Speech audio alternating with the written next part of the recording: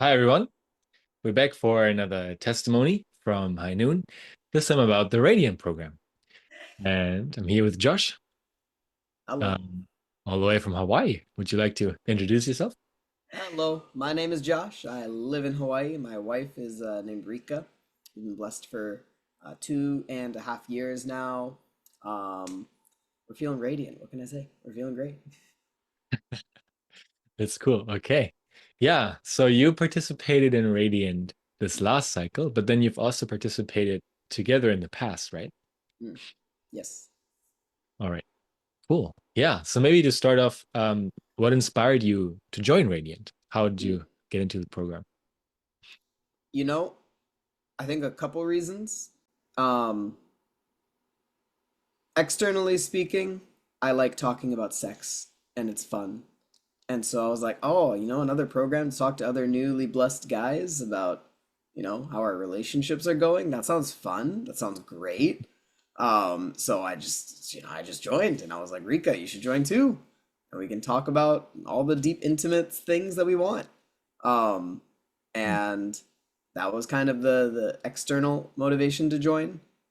Internally speaking, um, again around sex, our relationship is fantastic in a lot of ways, and we don't really have any deep issues, and I'm very grateful for that. But I think the one area that we do struggle with is our like intimacy, um, Mm, and kind of building that in a positive manner. So while we enjoy talking about sex and just having fun with it, it's also a bit of a deeper like maybe there's something more to it that we need to figure out. So we wanted to join it to actually try and see how other couples are doing and just discuss things in like a really safe and healthy space. mm. Okay. Yeah. Do you have, did you get environments like that before? Like before joining Radiant environments where you could talk about sexuality, like among other husbands? Yeah, we have some friends here who are open to talking about it with us, some other couples who are like Mhm. good friends with. Um, but it's never like the main conversation, I guess, or it's not like the target talking point. It's more something that comes up in passing or something that I just bring up because, like I said, I like to talk about it and it's fun. Hmm. Um, so we have it, but yeah, it's never like a geared conversation or anything like that. And I think we're also in a very similar place. So yeah, hearing more perspectives was something that we wanted. Hmm. Okay. Yeah. Yeah. So did Radiant provide that space and environment that you were seeking, talking about sexuality, having dedicated Hmm. conversations? In some ways it did. I think a big part of Radiant was it was more like the internal preparation for sex than the act itself, which Mhm. is a good thing in a sense because I think that was probably the biggest realization perhaps where we were Mhm. so heavily focused on the physical side of sex and stressing about why isn't it working and why isn't things just, nice and fun and good. Mhm. Um, and I think it was a good chance to introspect a little more on okay there we maybe intellectually we understand there's a deeper meaning and there's a lot of like really spiritual and also just like a connective point between us that we need to have for intimacy to be strong. But Radiant was like a good space for a lot of like content that was geared around just like the true value in focusing on a lot of the internal aspects and the non-sexual aspects of sex and intimacy that are like really crucial. And I think that was a good, I don't know if eye opener is the right word, but like a really strong reminder of what a relationship is really built on. Mhm. And then the groups were really centered around just discussing that. And while like I enjoyed talking about, the external aspects of sex too, and it was a nice space to bring it up. It was like a good balance of the two. I see. Yeah. Like it brought up the importance of the internal aspect of Yeah. intimacy or sexuality for intimacy's sake rather than Yeah. just talking about sexuality. I mean, almost like, because our relationship wasn't necessarily built on external intimacy, right? Our Mhm. relationship was, the matching process in general is very internally focused and not so much externally focused that it's almost harder, I don't know, in our case at least, to just, I don't know, feel externally driven. I'm not too sure, but I don't know if that's worded right, but it it's a good reminder of like just the starting internally and moving it externally is like a very necessary kind of crucial element to sex that kind of just gets glossed over in the moment, especially. That's cool. Yeah. So that's something that came up for you through the content, like of the radiant Mm, calls and then conversations yeah.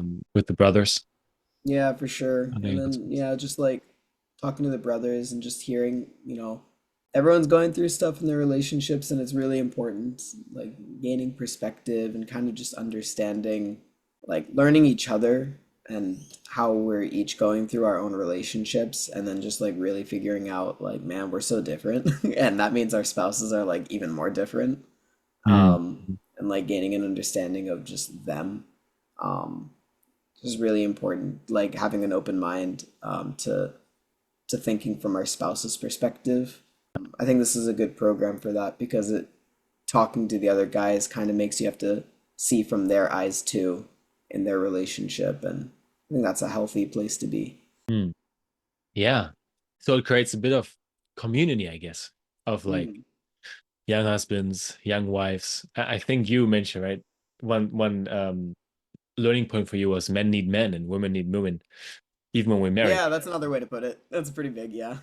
Yeah, that we don't forget it because it's we prepared for that day of the blessing like our whole Mm. lives. And it looks like a lot of us we just there's the idea that we just from that point on just need our spouse and won't Mm. need anybody else anymore Yeah, anymore, right? But and it's so oh god, that's killer. Just spending time with your spouse only, man. It's so important to spend time with other people too. yeah, yeah, So so important. that concept, so that was great. So that's cool for you to say that you experienced that, just the community of young husbands, and hearing Yeah, uh how healthy it is from other husbands experiences and their relationships yeah. with their wives. And I think it was a little bit harder in the beginning, but as Mhm. I go through, as I spent more time with the group, I think it got easier and I just let myself try to be more open and try to listen more. And that definitely helped to, yeah, just get a better experience out of it for sure. Mm. Yeah, yeah. Okay. Yeah. So that was one way, right? That you said impacted you. And I mean, as a young couple ourselves, it came up for us too, right? The aspect of practicing sexuality for intimacy's sake. It's a little bit like yeah, just discovering that sexuality itself doesn't necessarily foster intimacy, right? If a lot of other things and non-sexual things are missing. Yeah. Um, I don't know, was that like something you meant or Yes, I no? think so. It was interesting because my group, I was the person who had the most like years in the blessing. My group was a lot younger, I guess, in their blessing life. So a lot of them hadn't even started yet. So it was almost like, oh, I Mhm. really need to think of it from an internal standpoint because that's where everyone's at. So it made me start really thinking of like, okay, building intimacy from the bottom up. Um, yeah, it was good.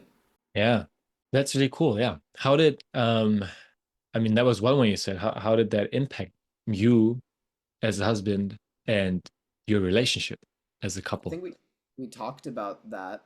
Um, I think both of us in our own ways get a little bit overwhelmed with the goal of trying to satisfy the other person, and if it doesn't happen, it's a failure. Almost like a goal-oriented approach to sex, which was it's not really positive. Hmm. I think often it leaves us in a more like in a bad mood compared to like a good mood. Um, so I think it just made us, we haven't like become perfect at it in any way, shape, or form, but it made us reflect a Hmm. lot more on trying to not put so much emphasis on like finishing as the end goal or something like that, or just like satisfaction being the end goal, but trying to enjoy the process a bit more. try to enjoy what does the other person like and think about that. And, you know, it doesn't need to lead to anything. It can just be more natural and just trying to allow it to us to feel a little closer. Um, so I think that was probably a really good thing. And we're still struggling a lot in of ways at that. But I think we do talk about it more and we're trying to be more um yeah, just close. Mhm. Yeah. Yeah, that's great. I mean, and it's not about, yeah, perfection, right? In a couple and achieving that. It Mm, sounds like it's just the practice of communication, right? And a tool that you were able to kind of sharpen a little bit or yeah. use a little bit more, which Yeah, is man, something that, communication's so much harder than you think, especially in intimacy. Oh my God. You don't know it until you're in it. yeah. Oh, it's important. It's key. Well, what are some like challenges you've experienced around communication, around intimacy? I think just knowing how to communicate effectively and like knowing what each other likes and doesn't like and kind of finding a balance with it. Like so often what we like to do in our intimacy is very opposite. So you have to talk about that or you're never gonna figure it out. And it just takes more time than, or it's a lot harder to do than I would have thought. So just like from the ground up, just working on communication and just working on being open and um, yeah, just like vulnerable. And more than that is like communicating about what you need Mm. after you share those vulnerabilities too. I think that's like really valuable. That's what we're still working on. I think communicating what we need in our vulnerability. That's still a challenge. Yeah. Yeah, it's a really vulnerable spot to be in as a couple, Mm, right? Because we have the power to give each other what we want and need, but mm, at the same time, we have the power to withhold that from each other. So that's, yeah, that's amazing that practicing to communicate about touchy topics like this with each other, right? mm. Where I, I think a lot of couples very often take a very long time to get to the point where they can Yeah, communicate honestly about it, right? Because yeah, it's actually something that even in marriage or partnership, people kind of mm, guard from each other, right? yeah. To protect themselves. And I think that's a good point too, because what's good about the group is I think often, like you said, you kind of naturally guard a little bit. I mean, as a couple, you're so close that you don't want to hurt each other either. Mhm. So it's a little bit hard to open up in some ways, not every way. But when you're in a group like this, you're not necessarily like that close, so you can kind of say whatever, and it's Mhm. okay, which is really good for self-reflection and to get, I think often if I was thinking of something in the week, then I would let it out in the group. And then by saying it, it kind of was a realization in my own head, like, oh, that's what I was feeling. And I finally have to verbalize it, which is good. And then I could talk to my wife about it after. Mhm. Um, so it's a good chance for that too, to just kind of anything that kind of festered up in the week, like, oh, I can let it out in a safe space. Could be a good thing, or it could be like something that my heart's a little heavy on, whatever. But there's a good chance to reflect and let it out. Yeah. Yeah. So you're able to kind of practice sharing in Yeah. a group of husbands where it feels perhaps a little less daunting or there's a little Mm. tension is like taken That's a out of good, it. yeah, that's a good way to put it. Less daunting for sure. I Mhm. mean, there's no tension to it. It's just like let it out. Like, Yeah, yeah. And chances are that other husbands can relate, right? And yeah. yeah. Okay, yeah, that's really cool. Where do you find yourself now, having gone through Radiant Mm, twice, mm, as a couple? What's next? Like there's some tools that you were able to kind of practice and some community that you experienced. mm. I think, oh, that's a good question. I think we, that brother needs brother, sister needs sister Mm, concept that was brought up during Radiant. That's probably the first time I heard of that in general. I think there was a talk about it, and then it was a topic during groups and stuff. I think maybe that, making sure that we both take time to find people in our community we can talk to. Um, that was a really key thing aside from each other. Actually, even like on a side note with that, like I'm just realizing it now. I got more excited about my wife having her group call, like knowing like, oh, she gets Mm. a chance to share in her groups, and I'm like, I'm excited to hear what she has to say about how her group went. I'm almost more excited for that than joining my own group, and you know, Yeah. both were really good, but it's an interesting thing where I'm like, I'm so happy seeing her do something that's really healthy like that and hearing about her experience and knowing she has the chance to share all these things and reflect and all that stuff. And I'm sure she probably feels in a similar manner, like wanting to know, like, oh, what did you talk about? Like, how was your call? And I think that's actually a really beautiful part of it. Like when your spouse goes through it, you can be excited to know, like, what did they do? Mm. And I think that's what we took away the most is like being excited about each other's growth. Yeah. Yeah. Yeah, that's really interesting. And yeah, let me know if you can resonate because for us it was similar, right? I mean, my we were an international couple and my wife moved to a different country. And Yeah. so we used to uh still spend a lot of time with each other, right? Whether Yeah. that's in work or at home. And um so I realized because she moved here and she got to spend a lot of time with my dude friends and Mm. like other men, right? But it became clear that she was like lacking her sisterhood a lot, like Mm. womanhood and her friends, because she didn't have that much possibility to meet them, had to make a few new friends. So as you mentioned, what I resonated to is it was exciting to me to see that she could take time with Mm. other women to connect, and and we made that more of a priority. It's just like I'm at work today, you have nothing to do. Please go out, please hang out with your Mm. friends, please hang out with some sisters. And every time she does, she feels like she's more brimming with Mm. feminine energy. That Mm. definitely will not come from me, right? Right. And It's a different kind of joy. yeah, yeah. Yeah. No, that's big. I think that's like such a key thing. Like, man, getting excited over your spouse's like happiness. It's a good feeling, and just encourage, not pushing, just encouraging and Mhm. supporting the chances for your spouse to do things that are good for her and having like good social relationships and like vice versa too, having her wanting me to do the similar things. Like that's really valuable. Yeah, That's why I yeah. like doing it that we did it together. I think it's a better program done when each partner is able to do. It's still good to do on your own, circumstances are there, but Mm. yeah, I'm happy that we both got to go through it, like two cycles of it, and each of us was engaged. Okay. Yeah. Yeah, that is cool. It provides some community for each of the spouses if we go through it together. And then I guess up to us, and you said as well, right? It helped a lot when you, after those calls, came together and talked about the Yeah. learning points and what came up for you in the Hmm. sessions. I Yeah, mean, thank you, man, sometimes it's for the only sharing. chance we have to really reflect and Mhm. goal set or just think about our couple, Sometimes we get busy and you just forget about it. So it's like a dedicated time that we'll at least spend. Yeah, yeah. Is there anything else that you would like to share about the group calls Just do program? it, guys. Just do it. I mean, it's good for you. At least once, give it a shot.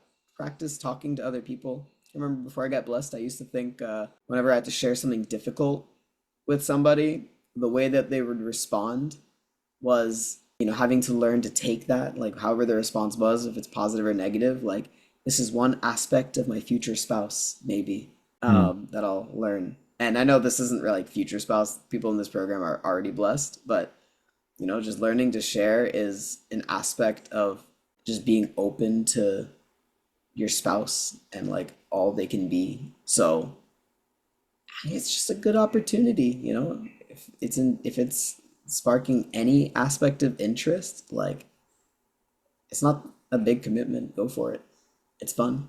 Yeah, thanks for the pitch. That's I good. got you. And one last thing I wanted to pick up on is, yeah, you mentioned just communicating. You and your wife, you learn and practice more how to communicate your wants and needs, right? Because you realize they're actually really different when it comes to sexuality, for example, and I bet different things, right? So, has that been? Is there like a scary component, like a scary aspect in sharing your wants and needs with your partner? Does that put I, you in a s- more vulnerable I still spot? feel awkward Mm. sharing my wants. it needs like I don't want to push something she doesn't want to do. And that's Mm, where it's like a communication piece because I don't, obviously I'm not going to push her to do anything she doesn't want to do. And I wouldn't even be happy if I knew she was doing something she didn't want to do. Um, but yeah, it still feels a little awkward doing that. I think that's not necessarily the best because that means there's some reservations still. So it's good to communicate those out. I think the other piece is like sometimes we just don't know what we want or need. mm, So that's the only way to figure that out is by like doing and talking and just trying to figure it out. It's like, I think I want this. Okay, let's try. No, that wasn't it. And keep going. yeah. Okay. Yeah. And does you experience that the communication about, yeah, wants and needs has brought you closer to each other? I think so. Yeah, yeah, yeah. For sure. I mean, when you get vulnerable, you can only get closer as long as there's an accept. No, what's the word? Like, what's the feeling? As long as you feel like that vulnerability is accepted, they're receiving it. You can only get closer from that. Mm, yeah. Yeah. Yeah. Thanks for sharing that. I think it's a courageous thing. It's because sharing our wants and needs creates the potential of having them rejected, right, from somebody else. But only through that are we able to experience a sort of Right. grace, right, or a sort of acceptance, or those wants and needs can actually be Yeah. fulfilled, and people, I suppose, can be more intentional about where we are at. We know where they are at. Yeah. Nice. Okay, yeah. Thank you, Josh, for sharing, and excited for what's coming next. Yeah, thank you. Glad we could talk. Thanks, everybody, and see you again for the next testimony.